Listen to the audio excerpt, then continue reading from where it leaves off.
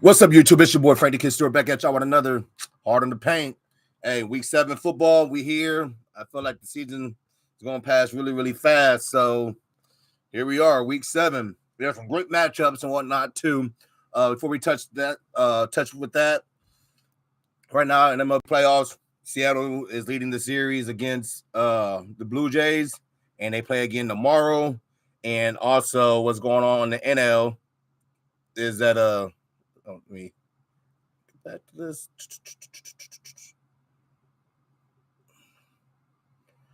And with the NL right now going on, obviously the Dodgers have won that series. I want to say, yep, Dodgers won that series. They closed it out yesterday with a 5-1 victory over Milwaukee. So Dodgers are going back to the World Series, and maybe they can get a 2-peat because they did win it last year. I am a huge Dodgers fan, so big ups to them. Also like the Cardinals and the Yankees as well. But obviously right now I'm rooting to really see Seattle and the Dodgers in the World Series. So that's great. College football is going on right now. A lot of great games going on. We'll probably touch base with the college football games, what happened with the recap later on this week. But let's go to talk about and NBA starts this week. Finally. NBA finally starts back this week. That's the whole point of the Hard in the Paint was the title. And I talk a lot about football, but Hard in the Paint came from basketball because I love talking basketball. So there is obviously basketball every day, so I won't be doing this every day when it comes to basketball, but I'm going to try to get on at least 2 or 3 times a week now to talk about the NBA. That's where Hard in the Paint came from, not so much for football. But I love all sports, but that's where the Hard in the Paint title came from. Thursday night, we had Pittsburgh Steelers versus Cincinnati Bengals. Joe Flacco looked good. Aaron Rodgers also looked good, but Joe Flacco came away with the dub. It was 31-33 going Bengals' way. Aaron Rodgers threw for 249 yards, 4 touchdowns, 2 picks. Warren had 127 yards on the ground, and Pat Fremont had 2 touchdowns with 111 yards. They look really good, but unfortunately how it is, how it could crumble. Cincinnati and Joe Flacco took care of even more business. Joe Flacco had 342 yards with 3 tutties, no interceptions. Chase Brown finally showed up with 108 yards, finally. And finally, Jamal Chase. I know a lot of people picked him up in the first round, if not the first overall pick in fantasy. 161 yards and 1 tutty. So good job for the Bengals finally get back on the winning side. And Pittsburgh's a damn good team. All right, tomorrow morning, my Rams are first in Jacksonville Jaguars. It's the game in London at 8:30 for anybody that wants to wake up early and watch a good game. Rams, I think, are going to be without Puka Nacua. It has not been confirmed yet, but I think it's going to be without Puka Nacua. So tunnel vision, Matthew Stafford better go on and focus on DA. DA is still an elite receiver, and we'll see what happens. Rams have a really, really tough defense, but Jacksonville looks real good. Jacksonville's not your typical Jacksonville team this year. T-Law's looking real good. The receivers looking real good. The defense looking real good. That game can go either way. Obviously, I'm going to be turning on my Rams, but as a fan of the game and a fan of betting, I know that Jacksonville is going to be a good team that going to Rams problems, but obviously I'm going to take my Rams. If you guys hear my Dexcom going off, for the people that don't know, I'm diabetic. My sugar's running high, so yes, it's going off right now. So I apologize. You'll hear it ring, maybe hear it a little bit. Patriots and Tennessee Titans. Drake May looked real good. Drake May made New England Patriots relevant again. Because I remember after they lost Brady, they stopped being relevant. Drake May is coming out there balling out. Drake May actually on the season got 1,522 yards, 10 tutties, and 2 interceptions. He's playing fantastic. Cam Ward, not so much. There's a next time right there. Cam Ward's not doing so great for being the first overall pick, but he does play for the Tennessee Titans. They just lost their coach, so we should see what happens, how much better they've been playing, because in the words of Cam Ward, they have been playing ass. So, but they have their schedule's not going to get any easier. They got the Colts. They got Jacksonville. They got Houston still. They still got a hard division, in my opinion. New Orleans Saints and the Bears. New Orleans Saints seem like they're getting back on track in certain ways. They're not really winning, but they're staying in games. If the Saints are going to win any game, it will be tomorrow, but I still think the Bears are going to want to take care of that one because on paper, Bears have a better roster, and it's in Chicago. And Caleb Williams been playing a lot more cleaner than what he did play last year. You know what I'm saying? His passer rating is at a 98, which is fantastic for him. He has 9 touchdowns and 2 picks. So he's playing a lot more smarter than what he was last year. So I'll give him that. Spencer Rattler, he's doing what he needs to do with the limited shit that he has. That game's in Chicago. I'm going to give it to Chicago, but I think the Saints is going to try to make the game competitive. Miami Dolphins and Cleveland Browns, 2 struggling teams right now. Cleveland still got that tough defense. But they just, they got a rookie quarterback at QB1 and a rookie quarterback at QB2. They're both teams 1-5. Lucky for the Dolphins, they're not last place in their division because they got the Jets there as well. Cleveland could possibly win that game. Miami can win that game. I mean, honestly, I didn't even bet on that game because the game can go either way. Apparently, Jalen Waddle's not happy. He's been following a lot of New York Giants players on social media. I don't know. If Tyreek Hill was still playing, yes, I would give the Miami Dolphins that game against Cleveland, but it's hard to say. I don't think too many people are going to be watching that game unless by some chance. I mean, it's on CBS, it's on TV, unless you're a Cleveland Brown or a Miami Dolphins fan. But either way, that's what's going on with that game. Carolina Panthers been looking a lot better. They play the Jets tomorrow.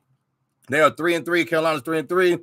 Bryce Young been playing good. He's 10 touchdowns, 5 interceptions. So for every 2 touchdowns, he has a pick, but playing not that bad. Carolina looks really, really good. They're going against the Jets. I think they should be able to beat the Jets, but the Jets, if Jets was going to win any game, it should be tomorrow. Even though Jets are going to be without Gary Wilson, it's still the Carolina Panthers, but at the same time, it's still the Jets. Both teams are not really playing for playoff spots. They're not playing for, picks or anything. They're playing just for pride at this point. I mean, because for years it's been that's Carolina for you, and for years it's been that's the Jets for you. So that's just what it is. Carolina loves a good team. They're getting better. They did beat Dallas. They beat Atlanta. They beat some good teams. Well, the Jets are 0-6. They ain't beat nobody. I mean, that's just what it is. They're the worst team right now in the league, but they have a damn good roster, but they just can't get it together. Philadelphia, Minnesota, this game is very, very hard to choose from. Me and my boy Tyler are going back and forth about this game. I got a lot of friends that are Eagles fans, and the game's in Minnesota. It's tough. Right now, I'm leaning towards Philadelphia, but it's going to be tough. Minnesota's not a peon team at all. I mean, Carson Wentz played for Philadelphia for years. Yes, there's some trouble in the locker room with the Philadelphia players.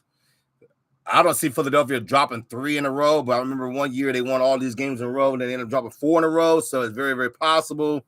Man, I don't even know. That game's going to be touchy.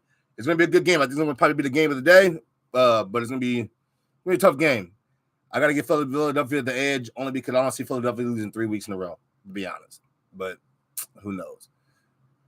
They just got to start using their players better. They got the best running back in the league. They got the best receiving core in the league outside of the healthy Rams receiving core. But they just got to start utilizing them. They have no injuries. They just aren't using their players right as far as on offense. Vegas versus Chiefs. Chiefs are full strength again. That's all I got to say. Chiefs are full strength again. If Chiefs go in there, if Chiefs let the Raiders come into Kansas City tomorrow and beat them, then Chiefs just need to go in and, start over with everybody. Trade Patrick Mahomes, trade everybody. But right now, they're full strength. They get Rice back, and they should be able to win out for the rest of the season, to be honest, because Chiefs is a good team, and they had a really bad start with injuries and people being out, but now they are full strength again. So here we go. But I think they need to start using Pacheco a little bit more. That's just me personally, but hey, it is what it is. Giants versus Denver. Hey, both Philly killers right there. Both Jalen Hurts killers. You got New York beat Philly last week, and Denver beat Philly the week before that. So the Philly killers. 7.5 is a spread. Giants is a young team that's going to be looking good for the future. I still got to give it to Denver to win that game, but I think Giants are going to keep that game close. Indianapolis Colts and Chargers is one of those other games. It can go either way. It's in LA. Obviously, Colts could be beat. Rams beat them. Chargers have the ability to beat them too. I think they're fully healthy. I think Johnson's coming back tomorrow. And it's in LA. Herbert's a good quarterback. But hey, somehow Danny Dimes and the coaches keep winning, so that game go either way too. But I gotta give the Chargers the edge on that one. Washington and Dallas. I gotta give it to Dallas. Dallas is playing some good football, man. Like the record doesn't show it, but Dallas is playing some good football right now. They're 2-3-1. They've been competitive. Dak Prescott's been balling out. Dak Prescott over 1,600 yards already. Only 3 picks with 13 tutties. He's balling out. He's putting the team on his back and doing his thing. JW's looking like a good running back again. They get CeeDee Lamb back, which is huge. which is huge for them. So they get CeeDee Lamb back. I think Dallas is going to take that game against Washington, and it's in Dallas. That's Jerry World. So Green Bay versus Arizona, Green Bay. And I think, honestly, tomorrow the upset is going to be Atlanta versus San Francisco. I could see Atlanta winning that game, to be honest. It's in San Fran, but I feel like Atlanta has the better team, and they're more healthier than San Francisco, Plus, I don't like San Francisco. I don't even like fucking the Bang Bang Niner game. I mean, I'm a Rams fan. What the hell I look like anyway? All right. Monday, Tampa Bay versus Detroit. Tampa Bay is hurt every position right now. Hurt everywhere. But Baker Mayfield's playing at an MVP level. So would I like to see Tampa Bay win that game? Hell yeah, because I like Baker Mayfield. But do I see them winning that game? No, because they have nobody on there. They got third stringers and everything. But hey, if anybody could do it, it could be Baker Mayfield in the Bucks. But I still think Detroit's healthy enough and they look good enough to go and beat Detroit. Beat Detroit. So, beat Tampa Bay in Detroit. Houston and Seattle. Although I would want to see Houston win that game because of the division the Seahawks are in. But I think Seahawks are going to be the handle that game. It's 3.5 points. Who knows? But like I said, I've seen other teams that was not shit at all go ahead and take care of business.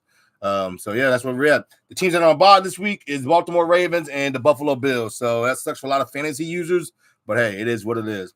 Anyway, I'm gonna get back watching this college football, probably get us some 2K, and touch base with y'all later. As always, love, peace, and hair grease. One.